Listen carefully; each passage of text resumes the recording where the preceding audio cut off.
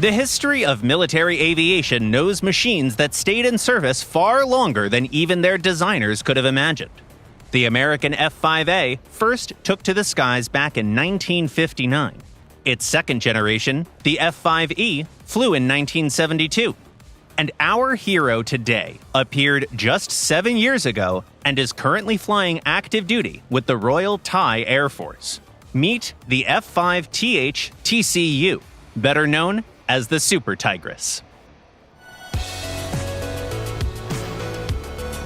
Its power plant hasn't changed since the F-5E.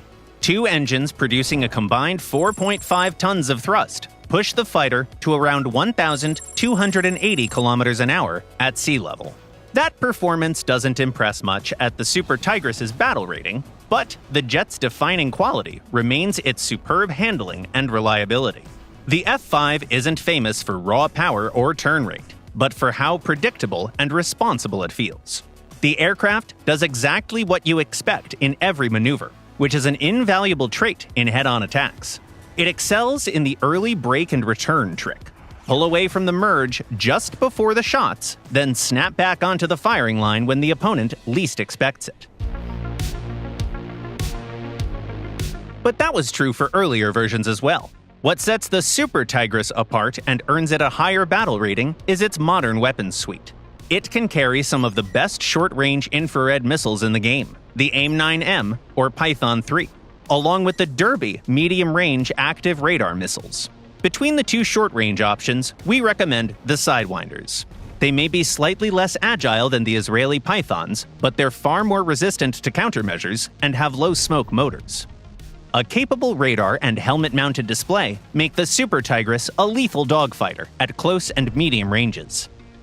The only real downgrade from earlier models is the gun armament. The twin cannons have been reduced to a single one in the nose, which can occasionally feel a bit underwhelming when you need a quick salvo.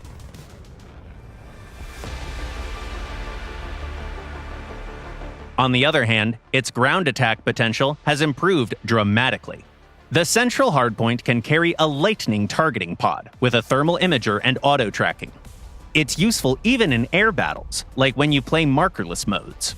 More importantly, the pod allows the use of laser-guided bombs and makes it much easier to lock targets for the AGM-65 Maverick.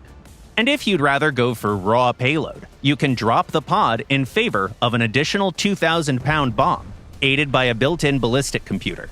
Up to 2 Mavericks can also be swapped for extra air-to-air missiles. We recommend saving custom loadouts for each situation, so you're always ready for whatever the battle brings.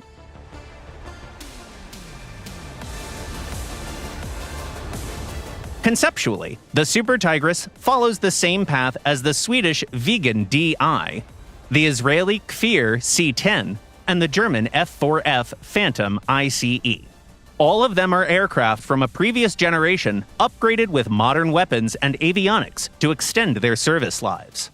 Of course, such hybrids come with trade-offs, but they make excellent transitional jets for players learning the ropes of top-tier aviation in War Thunder.